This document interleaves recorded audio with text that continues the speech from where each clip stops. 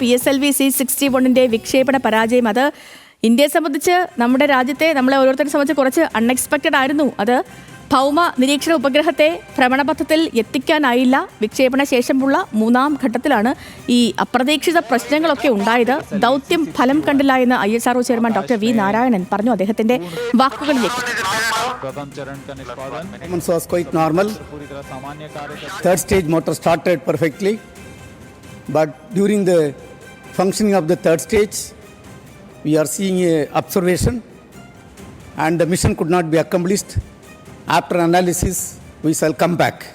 Thank you. രാവിലെ 5:59 PSLV C-61 വിക്ഷേപണം നടന്നത്. ആ ദൃശ്യങ്ങളിലേക്ക് കൂടി. 2, 1, 0.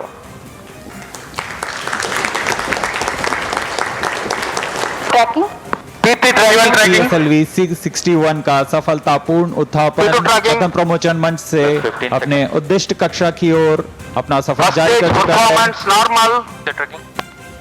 There's a magnificent lift-off. The morning sky made brighter by the PSLV. EOS-09 on its journey to orbit. The vibration of the rocket launch is indeed to the +40 seconds. गर्जना करता हुआ PSLV C-61 आकाश में पूर्ण गर्जना से सबको अचंभित करता हुआ अपने उद्दिष्ट कक्षा की ओर जा रहा है. प्रथम चरण का निष्पादन. सभी तंत्र पूरी तरह सामान्य कार्य करते हुए. Shar ground station currently tracking the launch vehicle. Lakshmi ബാലചന്ദ്രനുണ്ട് കൂടുതൽ വിവരങ്ങളുമായി. ഈ ISROയെ സംബന്ധിച്ചും ഇതൊരു ഭയങ്കര ഒരു സങ്കടമുള്ളൊരു ദിവസമാണ്. കാരണം PSLV അത്രമേൽ വിശ്വാസ്യതയുള്ള ഒരു വിക്ഷേപണ വാഹനമായിരുന്നു ISROയെ സംബന്ധിച്ച്. ലക്ഷ്മി ബാലചന്ദ്രനോട് തന്നെ കൂടുതൽ കാര്യങ്ങൾ ചോദിക്കാം. Lakshmi, good morning. PSLV C-61 പരാജയം അത് ഈ രാജ്യത്തിന് അത്രമേൽ സങ്കടകരമാണ്. ISROയ്ക്ക് സങ്കടമാണ്. നമുക്ക് ഓരോരുത്തർക്കും സങ്കടമാണ്. ആദ്യത്തെ 2 ഘട്ടവും വിജയമായിരുന്നു. മൂന്നാം ഘട്ടത്തിലാണ് ഈ അപ്രതീക്ഷിതമായ സാങ്കേതിക തകരാർ വരുന്നത്. ISRO ചെയർമാന്റെ വാക്കുകൾ അനുസരിച്ചും അദ്ദേഹം ഇത്ര മാത്രമേ പറഞ്ഞിട്ടുള്ളൂ. മൂന്നാം ഘട്ടത്തിലെ സാങ്കേതിക പ്രശ്നങ്ങൾ അപ്രതീക്ഷിതമായിരുന്നു, അതുകൊണ്ട് ദൗത്യം പരാജയപ്പെട്ടു എന്ന്. ഇതിൽ എന്ത് സംഭവിച്ചു എന്ന് വേണം ലക്ഷ്മി മനസ്സിലാക്കാൻ. ഇതുവരെ ISRO നൽകിയിരിക്കുന്ന വിശദീകരണത്തിൽ നിന്ന്, വിശദാംശങ്ങളിൽ നിന്ന്, അവരുടെ തയ്യാറെടുപ്പുകളിൽ നിന്നൊക്കെ നമ്മൾ എന്ത് മനസ്സിലാക്കണം?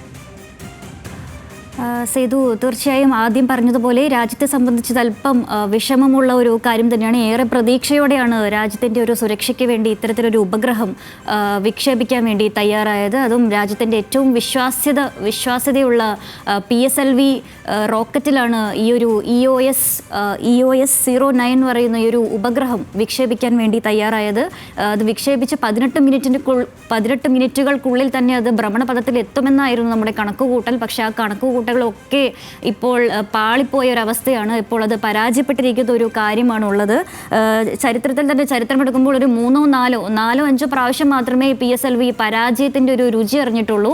ഇത്രയും 63ാമത്തെ ഒരു വിക്ഷേപണമാണിത് PSLVയുടെ. അതിലൊരു 3-4 പരാജയം മാത്രമാണ് ഇതുവരെ ഉണ്ടായിട്ടുള്ളത്.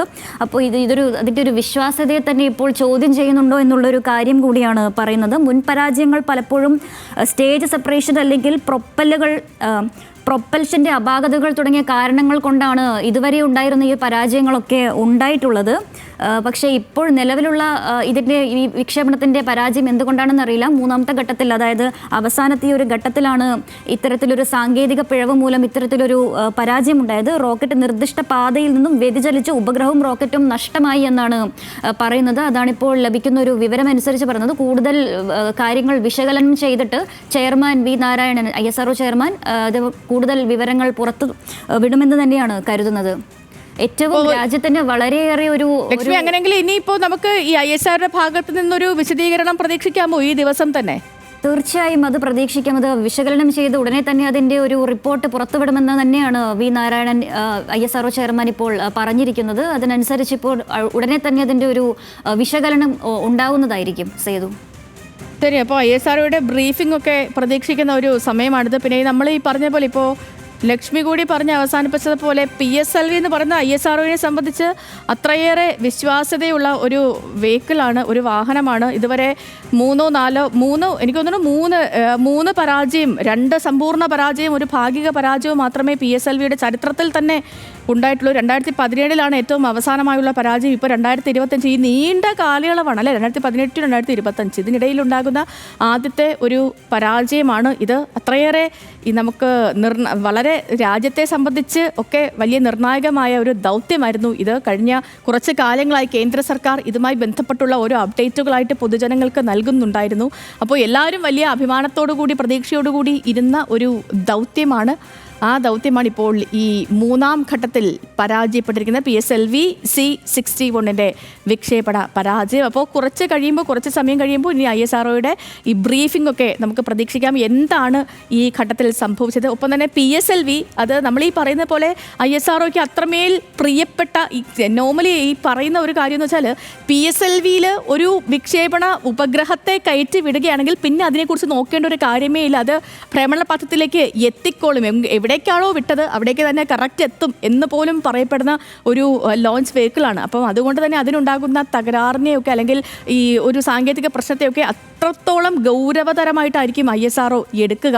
അപ്പോൾ ഒരു ബ്രീഫിംഗ് ഡെഫിനറ്റ്ലി നമ്മൾ ഈ ഒരു ദിവസം പ്രതീക്ഷിക്കുന്നുണ്ട്. ഇത് PSLVയുടെ ഒരു വിശ്വാസ്യതയെ പോലും ചോദ്യം ചെയ്യുന്നതാണോ എന്ന തരത്തിലുള്ള ചർച്ചകളുമൊക്കെ ഉരുത്തിരിഞ്ഞു വരുന്ന ഈ ഒരു ഘട്ടത്തിൽ ഒരു സങ്കടകരമായ വിഷയം തന്നെയാണ്. പക്ഷേ കുഴപ്പമില്ല അല്ലേ, ഇതേപോലെ എത്രയോ പരാജയങ്ങളൊക്കെ ISROക്ക് ഇതിന് മുൻപ് ഉണ്ടായിട്ടുണ്ട്. പക്ഷേ ആ പരാജയങ്ങളിലൊന്നും നമ്മൾ തളർന്നു പോയിട്ടില്ല. വീണ്ടും പടക്കുതിര പോലെ ഉയർത്തെഴുന്നേറ്റ് വന്നിട്ടുണ്ട് നമ്മുടെ ISRO. ഇത് നമുക്ക് അങ്ങനെ തന്നെ കരുതാം അല്ലേ. അപ്പോൾ നമുക്ക് ഇതിൻ്റെ അപ്ഡേറ്റുകളൊക്കെ വരുന്ന മുറയ്ക്ക് വീണ്ടും ആ വാർത്തയിലേക്ക് വരാം.